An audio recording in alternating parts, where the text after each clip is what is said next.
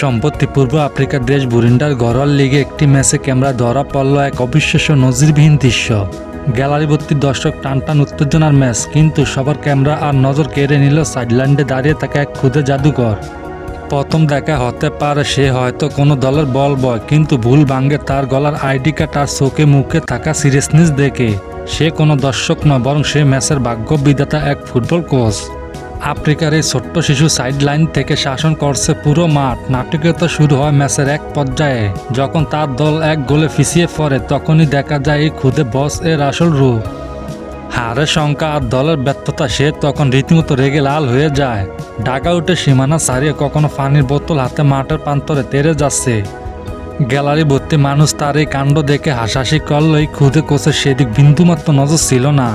হারের বৃত্ত থেকে তার দলকে বের করে আনা সেই অদম্য মানসিকতা মুহূর্তে ভাইরাল হয়ে যায় সোশ্যাল মিডিয়ায়।